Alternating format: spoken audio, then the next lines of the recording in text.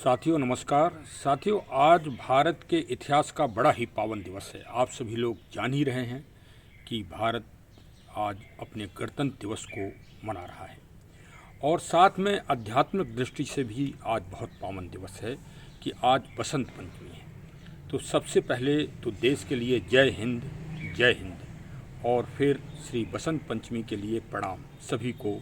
हमारे चैनल की तरफ से मैं राम प्रताप सिंह आप सभी का अभिवादन व अभिनंदन करता हूं।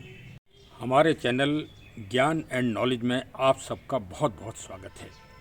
हमारे चैनल का विशेष दृष्टिकोण प्रकृति के पेड़ पौधों का संरक्षण व संवर्धन व प्रकृति पर्यावरण व जलवायु के लिए सभी को जागरूक करना है और सामयिक घटनाओं का एक अच्छा विश्लेषण और विवेचन तटस्थ और निष्पक्ष रूप से।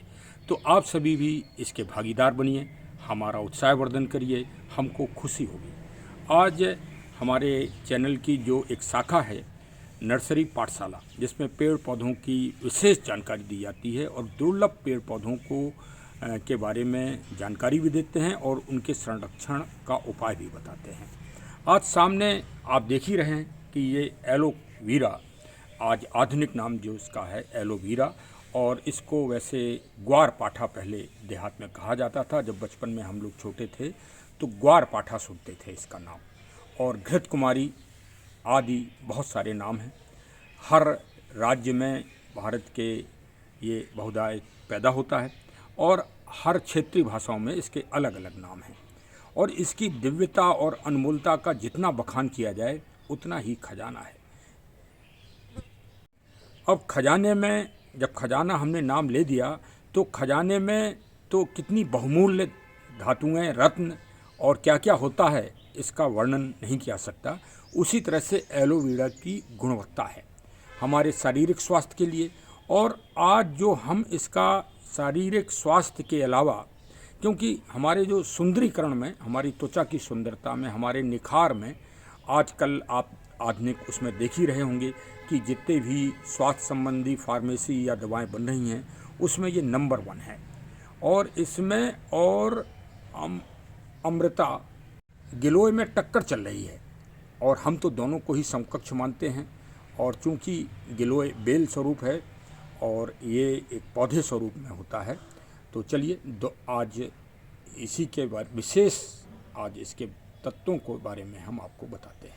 अच्छा, आज इस दिव्य एलोवेरा के घृत कुमारी के पौधे को ही मैंने क्यों सिलेक्ट किया, इसका भी आपको रहस्य बता दें। देखिए, मैं छोटा मोटा अपना पेड़ पौधों की बागवानी की मैं रुचि होने के कारण ये कार्य करता रहता हूँ। मैंने बहुत सारे पौधों का ऑब्जर्वेशन किया तो उसमें मैंने इसको नंबर 1 पाया। अब क्यों पाया?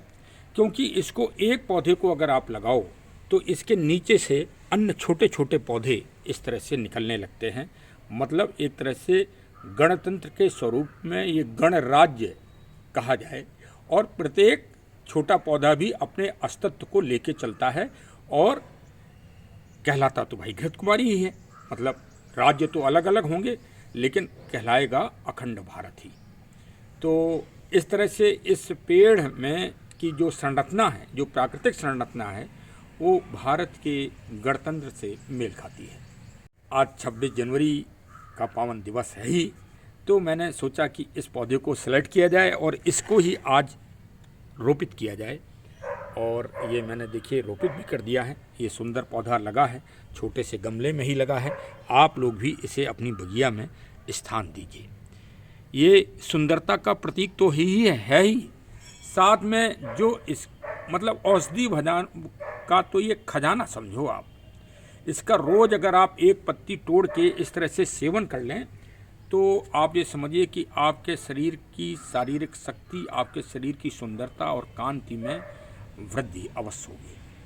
अब जो आज का सबसे इम्पोर्टेंट विषय पे मैं जो चर्चा करना जा रहा हूँ, जो जब मैं बचपन में एक बार अपने पूज्य बाबा जी श्री भैरव सिंह कुशवाहा जी के साथ खेत में गया था काम करने, तो खेत की मेड़ पर ये पौधा लगा था और काफ़ी बड़ी बड़ी उसकी डंडियां हो गई थीं। जिस तरह से मैं अभी आपको दिखा रहा हूं, इस तरह से काफ़ी बड़ी बड़ी हो गई थीं। तो उन्होंने उन डंडियों को तोड़ के और आम के वृक्ष के किनारे किनारे मिट्टी में मिला दिया था। ये बात मुझे ध्यान आती रही। आज चूँकि टेक्निकलिटी का ज़माना है, अपने छोटे से ज्ञान को भी आप कई जगह बांट सकते हैं, और ज्ञान का बांटना ही शायद इस दुनिया का सबसे महानतम कार्य भी है। ये मत सोचिए कि मैं कोई ज़्यादा उपदेश दे रहा हूँ, ऐसा शास्त्र कहते हैं। क्योंकि ज्ञान और पावन गंगा जी का जल एक समान है कि जितना आप उलीचोगे वो उतनी तेज़ी से बढ़ता है। ये बात सत्य है, इसीलिए ज्ञान गंगा नाम दिया गया है। तो आप भी ज्ञान गंगा में शामिल होइए और ज्ञान लीजिए। और आज बसंत पंचमी जी का पावन पर्व है, मतलब माँ सरस्वती जी की पूजा और याचना। तो पूजा और याचना का सबसे बड़ा उद्देश्य यही है कि ज्ञान और बुद्धि का संरक्षण हो और साथ में जगह जगह ज्ञान के दीपक जले। तो चलिए भाई, और उसके साथ अगर प्रकृति का संरक्षण हो जाए तो फिर क्या कहने। देखिए, ये बगिया में आज ही ये गुलाब का पौधा फूल खिला है। तो चलिए भाई, हमारे जो भी देख रहे हैं सभी को समर्पित और शुभकामनाएं। फूल जो है ताजगी, स्फूर्ति और स्वास्थ्य के प्रतीक हैं। ये देखिए पिंक कलर का है, और वो भी सब देसी ये गुलाब खिले हुए हैं। और चलिए, आज बसंत पंचमी है तो आपके पीले फूल को भी आज दर्शन आपको कराएं।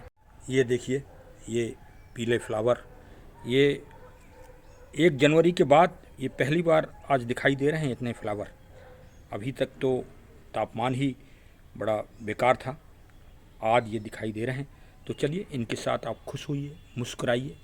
अभी आपको एक और गुड़हल का भी फूल जो है प्रकृति का अनूठा उपहार है, और शायद ये मानव को चेतना और उत्साहित और प्रसन्नता के लिए ही ईश्वर ने इनको बनाया है। किसी में निराशा हो, कुंठा हो, डिप्रेशन हो, सुंदर फूलों को देखिए, सुंदर फूलों के बीच में जाइए, सुंदर पार्कों में जाइए, आप बिल्कुल ताजगी महसूस करेंगे। ये प्रकृति का एक वरदान है। मैं तो भाई सर्वप्रथम गूगल या यूट्यूब को बहुत बहुत साधुवाद, धन्यवाद देता हूँ कि एक बहुत ही सरल एक उपक्रम ये डेवलप्ड हो गया, और वास्तव में ये मानव की एक सोच और विचार शैली का ये क्रमगत परिणाम है कि आज मानव आधुनिक विज्ञान में बढ़ रहा है। लेकिन जो प्रकृति के मूल तत्व हैं, यदि अगर आपने उनको छोड़ दिया और उनको विस्मृत कर दिया, तो आप भविष्य की जो पीढ़ी है उसके लिए आप दारुण कष्ट के आप नायक भी बनेंगे। इस बात को भी ध्यान रखिए। विज्ञान अच्छी चीज़ है, लेकिन अगर आपने मूल तत्व को दमित कर दिया, मूल चीज़ को आप भूल गए, तो आप ये समझिए कि आप अपने को तो अपना जीवन तो आप निकाल लेंगे, लेकिन आगे आने वाली जो दुनिया है, जो पीढ़ियां हैं, उनके लिए आप दारुण कष्ट देंगे और वो आपको बहुत गालियां देंगे। सत्य बात है। इसलिए कह रहे हैं कि जैसे सबसे ज़्यादा अगर जो लोग बात कह रहे हैं ना कि पर्यावरण और जलवायु, अरे सबसे ज़्यादा जब आप मिट्टी को ही विषैला बनाए दे रहे हो, जहरीला बनाए दे रहे हो, और मिट्टी में जो अन्न पैदा होगा उसको जब आप खाओगे तो आपके शरीर में कैंसर और दुनिया भर की त्वचा बीमारियां और आपका शरीर दुर्बल होगा, क्योंकि जो जहरीली चीज़ें हैं, जो विष है, वो तो किसी फल के माध्यम से ही आपके शरीर में चला जाएगा। तो भाई जैविक, आपको ऑर्गेनिक, नेचुरल, प्राकृतिक जो मूल तत्व हैं उनको आपको सुरक्षित करना पड़ेगा, उनका संवर्धन करना पड़ेगा। जिसमें सारे प्रकृति के तत्व हैं उनको आपको बचाना पड़ेगा।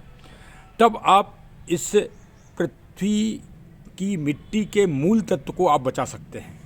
मिट्टी की जो प्रकृति के 5 तत्व हैं, क्षितिज, जल, पावक, गगन, शरीरा, हवा, वायु, अग्नि वगैरह, तो सब में से ज़्यादा बड़ी गुणवत्ता किस तत्व में है, ये जानकारी है आपको?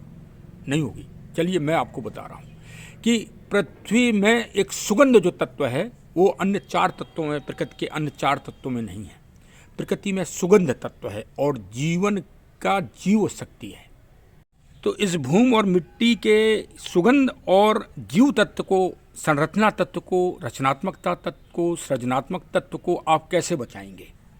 देखिए, एक प्रकृति का हम बहुत बड़ा सिद्धांत आपको बता दें कि मानव कुछ करे या ना करे, लेकिन प्रकृति के सिद्धांत का ही अगर पालन करता रहे तो आप ये समझिए कि प्रकृति तत्व सुरक्षित बने रहेंगे। अब जैसे कि मिट्टी जो तत्व है या भूमि तत्व है या जो पृथ्वी तत्व है, उसको आप प्रकृति के तत्वों से कैसे आप बलिष्ठ बनाओगे, कैसे उर्वरक बनाओगे, कैसे पोषक तत्वों से भरपूर करोगे? क्या यूरिया से करोगे? क्या डीएपी से करोगे? क्या अन्य केमिकल पेस्टिसाइड से करोगे? अगर आप करोगे तो आप अपने आप को धोखा दे रहे हो और आगे आने वाली पीढ़ी को धोखा दे रहे हो। पीढ़ी को तो आप जहर दे रहे हो, विष दे रहे हो। सीधे सीधे विष दे दो, चाहे गिलास में, पानी में, और चाहे धीरे धीरे करके दो, वो है तो जहर ही। देखिए, प्रकृति के कुछ तत्व मैंने सामने रखे हैं, वो आप देख लें। ये मिट्टी है, सादा मिट्टी है। ये बरगद बट वृक्ष का पत्ता है, और ये एलोवेरा के पीस हैं, ऐसे पीस, ठीक है। इनको आप मिट्टी में अगर मिला दें, ये एक बट वृक्ष का पत्ता, एक एलोवेरा के अलावा अगेव है या इस तरह की जो और चीज़ें हैं, उनसे भी भूमि तत्व की उर्वरक शक्ति बढ़ती है। और सबसे ज़्यादा जो बढ़ती है वो देखिए इससे बढ़ती है। ये है दूध, मिल्क जिसको कहते हैं। मिल्क के तत्व जब ज़मीन में मिलते हैं, ये हम नहीं कह रहे हैं, हमारे शास्त्र कह रहे हैं, ये बात वेद में भी लिखी हुई है कि घी, शहद आदि से ज़मीन की उर्वरक शक्ति बढ़ती है। मैं तो कह रहा हूँ कि चलो आप मानव रूप में जन्म लिया है आपने, आप एक गमले की ही मिट्टी अच्छी कर दो। एक गमले की मिट्टी अगर आपने अच्छी कर दी तो समझ लीजिए कि आपने कई हेक्टेयर ज़मीन को शुद्ध कर दिया, क्योंकि उस गमले की मिट्टी जब अगर अन्य मिट्टियों में मिलेगी तो वो उसकी उपजाऊ को बढ़ा देगी। अब हमने एलोवेरा को ही क्यों लिया? ये देखिए एलोवेरा के पीस हैं, ये खाने के लिए है, ये इससे शरीर आपका पुष्ट होगा। और एलोवेरा को ही हमने क्यों लिया? क्योंकि हमको अपने पूज्य बाबा जी श्री भैरव सिंह साहब का उदाहरण सामने आ गया बचपन का, कि आम के पेड़ में उन्होंने इसके इसी तरह से पीस छोटे छोटे से करके और मिलाया था। ये उदाहरण है। आज मैंने इसके बारे में रिसर्च की कि इसको अगर आप इसी तरह से लिक्विड टाइप का, जो ये लिक्विड होता है, ये घी समझो आप, इसके अंदर प्राकृतिक घी है। ये आपको हम दिखा रहे हैं, ये प्राकृतिक घी है समझो आप। किसी भी प्रकृति के किसी तत्व में ये चीज़ नहीं पाई जाएगी। ये घी है, चाहे आदमी खाए तो और ज़मीन में अगर आप मिलाओ तो दोनों बलिष्ठ होंगे, दोनों में पोषक तत्वों की जो भी वो है वो पूरी होगी। इसको आप इस मिट्टी में मिला दीजिए, और बरगद के पत्ते तो ये अलग चीज़ है, और साथ में ये दूध मिला दीजिए। इस तरह से अगर दूध आप मिला दें, देखिए वो तो फिल्म वाला कह रहा था कि भगवान शंकर जी पे चढ़ाते हैं, बर्बाद करते हैं। मैं उसको चैलेंज करता हूँ, मेरे सामने आ जाए। और किसी वैज्ञानिक ने, भारत के किसी वैज्ञानिक ने ये बात नहीं समझाई कि दूध मिट्टी तत्व को की उर्वरक शक्ति को बढ़ाने के लिए सबसे नंबर 1 है। जो जानवरों का दूध हम लोग पी लेते हैं ना, वो हम चोरी करते हैं। हम मानव बहुत बड़ा चोर है। मानव 84 लाख योनियों में सबसे बड़ा प्रकृति का अगर नुकसान करता है तो एक प्राणी करता है, सिर्फ मानव। बकाया 84 लाख योनियों में 83,09,999 मतलब प्रकृति के ही तत्वों का पोषण करते हैं। एक चाहे आप छोटे से खरगोश को ले लीजिए, एक छोटी सी चींटी को ले लीजिए, वो प्रकृति के तत्वों को ही बढ़ा रही है, उनको ही सुरक्षित कर रही है। लेकिन मानव बहुत बड़ा है। एक तो हम जीवों का ही नरसंहार कर रहे हैं रात दिन, और अट्टहास कर रहे हैं, मार के उनको खुश होते हैं। दुनिया की सारी सभ्यताओं का आप सर्वे कर लीजिए कि कोई भी व्यक्ति बिगर दूध के तत्व के बिगर कोई भी किसी का भी शरीर बलिष्ठ बना हो। हम तो कह रहे शुरू बचपन जब बच्चा पैदा होता है 9 महीने तक, आप उसे मीट खिला दो, गोश्त खिला दो ना, क्यों नहीं खिला देते हो भाई, क्यों दूध पिलाते हो? अगर मीट इतनी आवश्यक है तो उसे बचपन में 9 महीने के अंदर उसे मीट खिलाओ, बहुत मजबूत हो जाएगा, एकदम पहलवान हो जाएगा बचपन से। क्यों दूध पिलाते हो?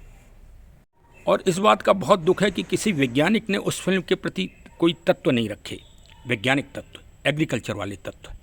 और उस फिल्म ने वास्तव में नेचर का भारत में बहुत बड़ा नुकसान किया। एक मानसिकता को बदलने का प्रयास किया।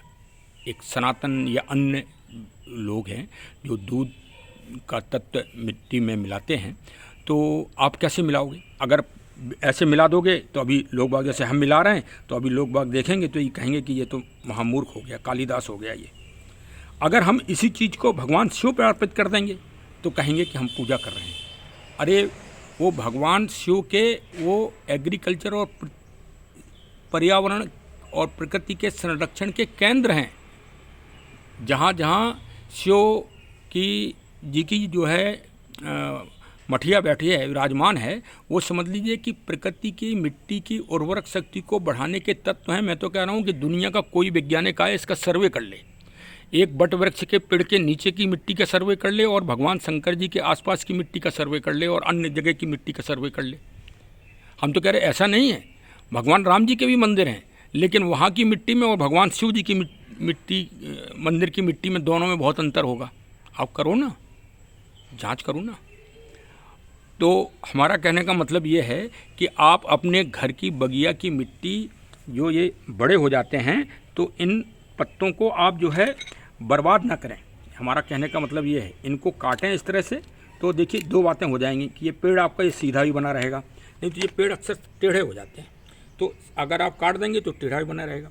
और इसको जो है गीला ही आप अपनी मिट्टी में दबाते रहें, तो आपकी मिट्टी, आपकी बगिया की मिट्टी अगर उर्वरक हुई तो समझ लीजिए कि आपने इस पूरे ब्रह्मांड की मिट्टी को अच्छा करने का एक प्रयास किया। इससे बड़ा सकारात्मक कार्य और कोई नहीं है। देखिए, अभी महान चिंतक, महान दार्शनिक जिन्होंने गीता जी पे वो लिखा, श्री अरविंदो साहब, उन्होंने गीता जी के उपदेश में अपनी आखिरी लाइन लिखी कि अपने प्रत्येक व्यक्ति को ये सोचना चाहिए कि अपने जीवन के आखिरी सांस, आखिरी दिन तक भी इस पृथ्वी को अच्छा बना जाए। तो आप एक गमले की अगर मिट्टी अच्छा कर देंगे तो आपने समझिए कि आपने प्रकृति का एक बहुत बड़ा श्रेष्ठ कार्य किया। और एलोवेरा बहुत ही दिव्य चीज़ है, इसको संरक्षित करिए, घर घर लगाइए। ये विभिन्न किस्मों में आता है, फिर एक आध दिन और विस्तृत इस पर ब्लॉग बनाएंगे। और देखिए, इसको लगाने का सीधा तरीका ये है कि इसकी सादा मिट्टी में थोड़ा आप सैंड मिला दें, रिवर सैंड, और इसमें पानी कम से कम रखें। इस तरह से मिट्टी ऐसी सूखी रखें तो ये पेड़ आपका न गिरेगा न कुछ होगा, इसी तरह से सीधा लगा रहेगा। और देखिए, चाहे इतने छोटे गमले में लगाइए, बताइए कितना सुंदर पौधा है। देखिए, आप मन भी खुश हो जाएगा, आपकी बगिया भी सुंदर। और चाहे बड़े गमले में लगाइए, ये देखिए छोटे छोटे गमलों में लगे हैं और सुरक्षित हैं। और ये आर्थिक दृष्टि से भी बहुत बड़ा कार्य कर रहे हैं। आजकल किसान भाई लोग इससे काफ़ी अच्छा पैसा भी कमा रहे हैं, क्योंकि पूरी दुनिया में इसकी मांग है और दुनिया को ये 70% भारत सप्लाई कर रहा है। भारत में कम बिक रहा है, विदेशों में ज़्यादा बिक रहा है। तो चलिए भाई, अब निवेदन हमारा सुन लीजिए भाई। यूट्यूबर का मतलब निवेदन करना बहुत ज़रूरी है। यूट्यूबर बहुत नम्र होता है, विनम्र बन जाता है, और वो याचना ही करता रहता है क्या कि भाई चैनल सब्सक्राइब कर लेना, अपने मिलने जुलने वालों को फॉरवर्ड कर देना। और हमारा एक और निवेदन कि आप इस तरह से एक प्रकृति की सेवा करेंगे, आप प्रकृति के भागीदार बनिए। आप पेड़ पौधे अगर नहीं लगा पा रहे हैं, कहीं फ्लैट में रह रहे हैं, अरे तो हमारे वीडियो को ही अपने परिचितों को, रिश्तेदारों को, भाई बंधुओं को आप भेजते रहें, तो ये भी आप एक तरह से प्रकृति को आप मजबूत करेंगे। तो भाई चलिए, आज पावन बसंत पंचमी जी पे बहुत बहुत आप सभी को हमारी चैनल की तरफ से शुभकामनाएं, हमारी तरफ से शुभकामनाएं। साथ में 26 जनवरी 74वें गणतंत्र दिवस पर देश फले फूले और देश पूरे विश्व में नंबर 1 हो, ऐसी हम सबकी अभिलाषा है। देश नंबर 1 होगा तो हमारे प्रत्येक नागरिक जो विदेशों में रहते हैं वो भी सम्मान पाएंगे, और हमारे आगे आने वाले बच्चे भी एक सम्मान और गौरव पाएंगे। और हमारा दायित्व है, आज की पीढ़ी का ये दायित्व है कि अपने बच्चों को अधिक से अधिक मजबूत बनाएं और स्वस्थ रहें। स्वस्थ के लिए आप नेचुरल रूप से जड़ी बूटियों को, पेड़ पौधों को घर में संरक्षित करें, खेतों में लगाएं और उनका उपयोग भी करें। जैसे इसको रोज़ खाएं, रोज़ एक पत्ती खाएं और रोज़ खाते रहें और स्वस्थ रहें और निरोगी रहें। निरोगी काया इस जीवन का सबसे बड़ा सुख है। चलिए, बहुत बहुत धन्यवाद। Thank you. जय हिंद, जय हिंद।